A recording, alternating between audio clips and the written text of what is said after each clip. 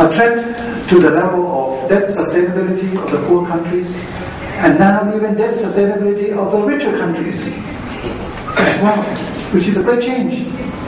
The emerging New South, what are the BRIC countries going to do with the newly gained economic powers? Are they going to be another group of hegemons determining the kind of rules of the games as some of the existing hegemons used to do? Or are they going to transform the way we work together to have a global or globalization process that can be shared by all? And UNCTAD, we call that globalization with a human face. In my report, I call it development-led globalization. It's the same thing. Globalization must have a human face, because it's not globalization because we can email everyone together, we can use our social media to be in touch with all our colleagues around the world through our Facebook and Twitters and all this media channels. It's not that globalization should represent. But globalization represents the effort that is inclusive. Inclusive meaning that all those who are left behind in terms of poor countries, LDCs, small and vulnerable economies, island states, low-income country, middle-income country, they all should be included. So what we are seeing now is a new process of globalization. It's a new process of globalization in which emerging countries and developing countries are getting to be more assertive, more actively involved. You know that capitals are now flowing backwards, reverse flow. Capital used to flow from richer countries to poor countries. Now poor countries, particularly in Asia, are lending money to the United States and Europe. Can you imagine? Yes, you see, because the bulk of the treasury bonds that the US has been floating are bought by Asian economies, not only China. And some of the bonds that are floated by European sovereign states are bought also by investors from Asia. And sovereign wealth funds, the funds that are created first in the oil-rich countries, but now created by many emerging countries, sovereign wealth funds are now investing heavily in assets in advanced economies. So we are seeing a different kind of process, reversing the trend that we've seen in the past. It is noticeable that UNCTAD meetings, in particular in the last decade, took place at a time that we are in the midst of some change. When I was in my own government in the year 2000, I was a co-chair with my colleague Ruben Recupero when UNCTAD came to Bangkok in the year 2000. You recall that the year before 2000, it was 1999, there was this complete mess in Seattle. It was supposed to be the WTO conference in Seattle that launched into a new trade round. But what happened in Seattle in 1999 was a complete failure of the multilateral process, because there were processes on the ground and there was a failure to launch a new round. And at that time,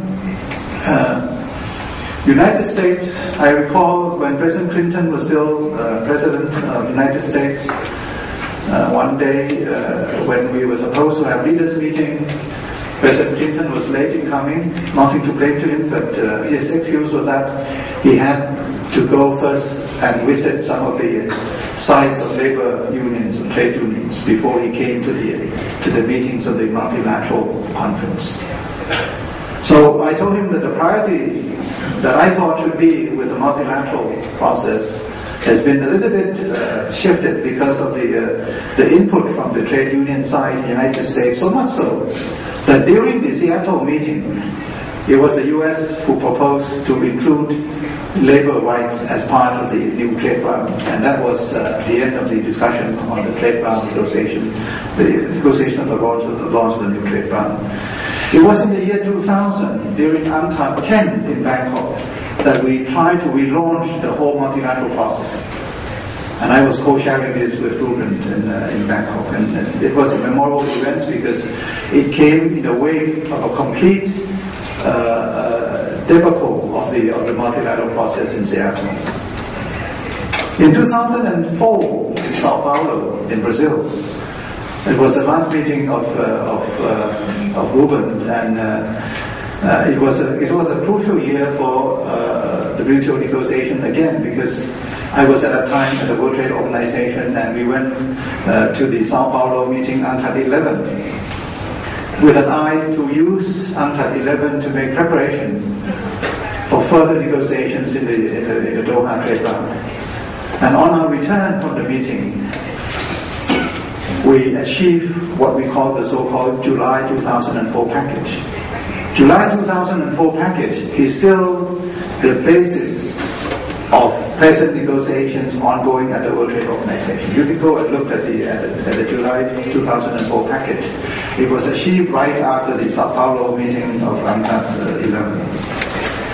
11. 2 years ago, 3 years ago, nearly 2008, UNCTAD 12 meeting took place in Ghana, in Accra. It was a time that Mr. Ban Ki-moon, at that time newly appointed Secretary General of UN, launched into the so-called high-level task force on food security. It was the first time that the UN system, the whole system actually took upon itself the need to tackle food insecurity, because you cannot work on food security on an ad hoc basis.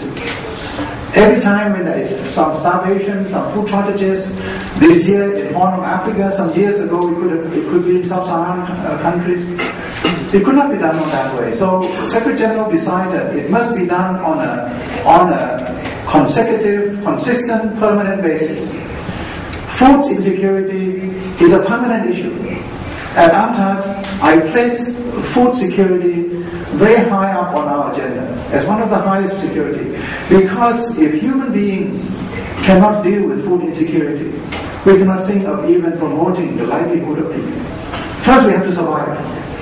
First we need to have food to eat, and then you can clothe yourself, and then you can begin to learn, then you can begin to work, and then you begin to produce, and trade, and invest. But if you can't even begin to feed yourself and your children, this is the end. This is the end. And you can imagine that today there are more than 1 billion people. 1 billion people who go to bed hungry every night. 1 billion people, malnourished people. 10 years ago it was 800 million. 10 years on, 200 million increase. We just cannot allow this new decade to end with another 200 million being included in the malnourished people. But it's going that direction. If you look at the ongoing food crisis in Horn of Africa and the recurrence of food price crisis, we'll be looking at some of the deterioration in the malnourishment account of the global community. So all these are problems, and sometimes all these problems conflate in one year. In 2008, we saw financial crisis coming, food crisis were already there, energy crisis was also on the card. Because you remember in July 2008, oil price went up to $147 a barrel. Oil price went up to $147 a barrel in 2008 in July, not because of fundamental change, not because demand went up so much that it has actually exceeded supply, or supply has been dropping so strongly that it's come so low under the demand. No. Oil prices, which was lingering around at the level of $80 a barrel, $60 to $80, went up to 100, 120, 140, 147. And people in 2008, you would recall, they were saying that by the end of 2008, it might reach to $200 a barrel. And nothing to do with economic fundamentals. Nothing to do with economic fundamentals. What was the major underlying factor? You must have queried this. Basically, the answer that UNCTAD has been providing and been warning the world since before that time was the rise of financialization. Financialization is a process in which people look at financial monetary affairs as the ultimate goal. The IMF would call it financial deepening.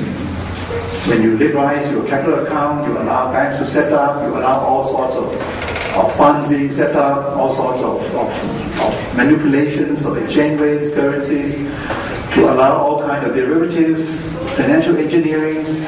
They call that financial deepening. They call that financial liberalization. And it was supposed to work in a way, financial liberalization, that it will make finance cheaper for every one of us. Cheaper and readily available to everyone. But financialization in the commodity markets has driven the food prices through the roof. And it was particularly financial energy derivatives in the year 2008.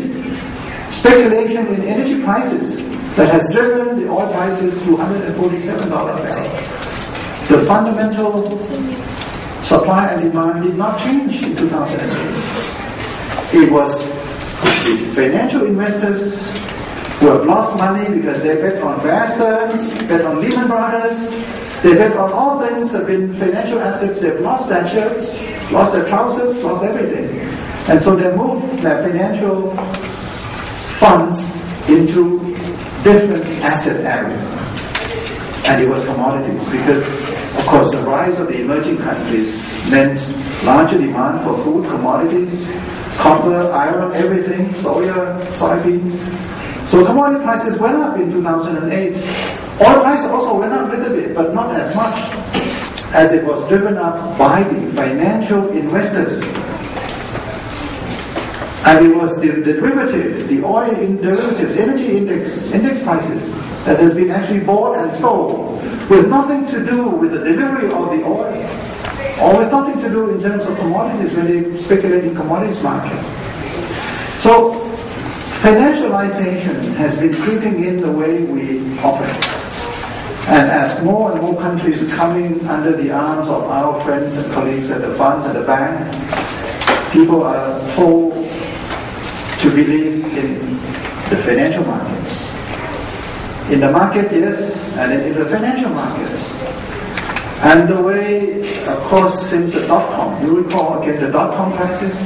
The dot-com crisis came up in something like 2000, just right in the wake of the financial crisis in Asia in 1998, 1999, 97, 98, 99. Dot-com crisis came in 2000. It was a huge bubble, over-investment in the dot-com, in the IT industry. In those days, mainly with the excuse that because of the change of the century, from the 1990s into 2000 and something, there's going to be a huge change in the way computers are going to operate. So people were led into believing that they have to invest in the new system. The dot-com crisis has hurt the US economy so much that the Federal Reserve has pulled out all stops to make fund as cheap as possible. Driving interest down, keep interest low and everything. And that was a time that the Federal Reserve began to exercise the full treatment of deregulation of the financial system. Very low interest rates, deregulate all forms of shadow financing. Shadow financing means financings that deal with the securitized papers, that deals with derivatives, that do not deal with the normal commercial banking like lending, borrowing, financing trade, savings,